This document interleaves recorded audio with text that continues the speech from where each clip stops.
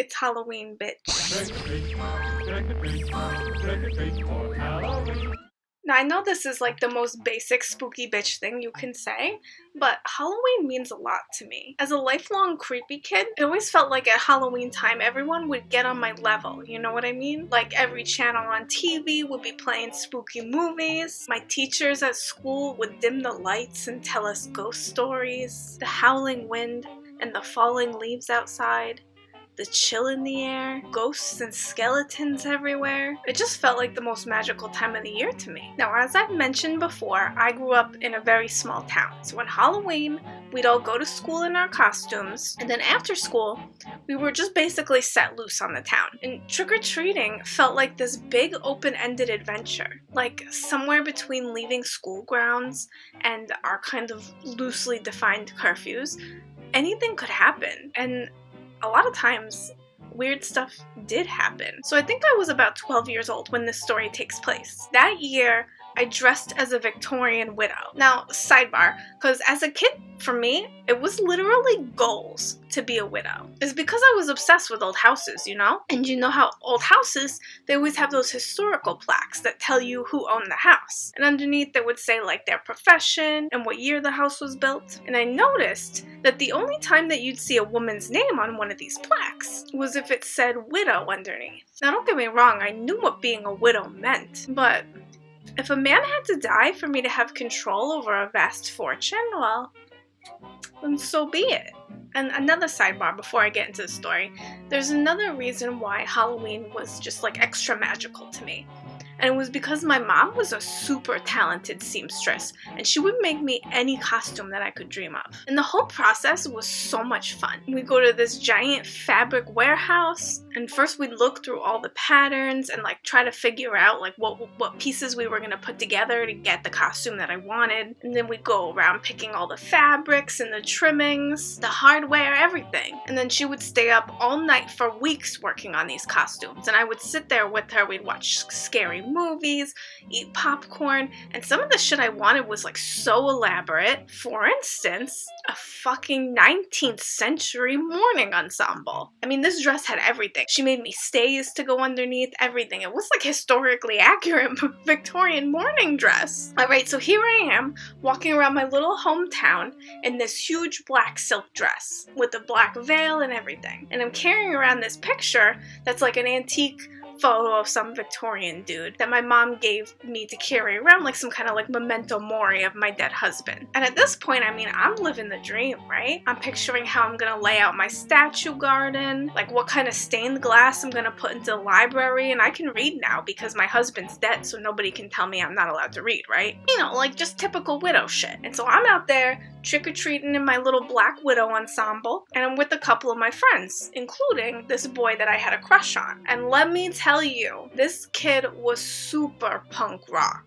I mean, he had a mohawk and he wore suspenders every day. And little old me and my first pair of demonias, we were in love, alright? And I thought he was a total gentleman too, because that night I lost that antique photo of my dead husband, right? He went running up and down the streets that we've been trick-or-treating on looking for it, and he found it and he brought it back to me, which was just about the most romantic thing that anybody had ever done for me up until that point. So that's how it's going, alright? It's the perfect Halloween. I have an incredible costume, I got a bag full of candy, the sun's about to set, there's all these candy-colored lights glowing on people's lawns, sounds of children screaming everywhere, jack-o'-lantern faces flickering in the night, and we're down on Willow Ave. And if you're one of the probably 2 people from my little hometown, Garwood, New Jersey, who watch this channel, you know what I mean when I say we were down on Willow Ave. I mean, Willow Ave is like Garwood's hellmouth, okay? It's just a cursed-ass street. If I'm telling you a story about my hometown,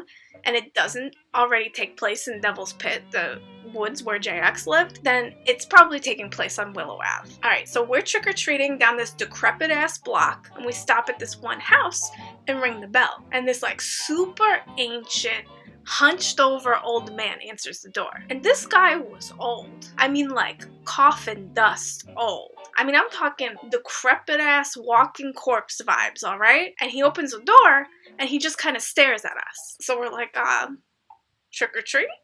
And the guy goes back inside for a minute, and he comes back out with full-size candy bars. And he drops them into our bags. And we're like, sweet, you know, because it's always like the jackpot when somebody gives you a full-size candy bar. But since he just dropped them in our bags, we didn't get a good look at them or anything. But then later on that night, my crush, the punk rock douchebag, he gets a hankering for candy. And so he digs his full-size candy bar out of his candy stash. And he goes to unwrap it, and I get a good look at it. And I just get this feeling like something's off about this candy bar. So I stop him and I grab the bar out of his hand. And I remember it was a Milky Way, but the packaging was like all wrong.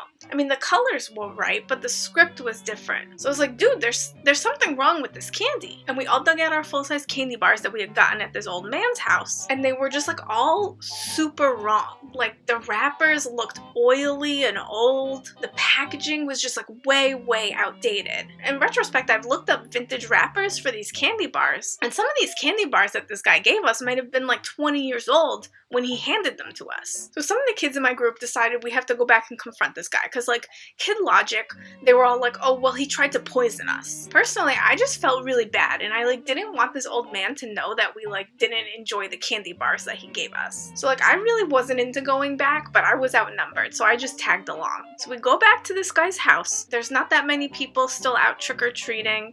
The street is empty, and there's no lights on at this guy's house. But my friends start ringing the doorbell and knocking on the door, and nobody answers. And they just knock and knock, but nobody's coming to the door. And then my crush goes over to the window, and he presses his face up to the glass, and he yells back to us, "This house is empty." And we're all like, what the fuck do you mean? And he's like, seriously, nobody lives in this house. So a couple of us go up and we look through the window too, and we're all looking into an empty room. I mean, it looks like it's supposed to be a living room or something, and there's like even a chain dangling from the ceiling, but there's no chandelier on it, and there's nothing in the room. We start going around the sides of the house and looking in more of the windows, and there's just nothing in there. We don't see any furniture, any belongings, like any sign of life at all. So none of us really think that we should eat this antique ghost candy that this mysterious old man gave us. So we all throw it out onto the lawn and we get out of there. And for years afterwards, I watched that house, and no one ever bought it. No one ever left. No lights were ever on. No cars in the driveway. Nothing.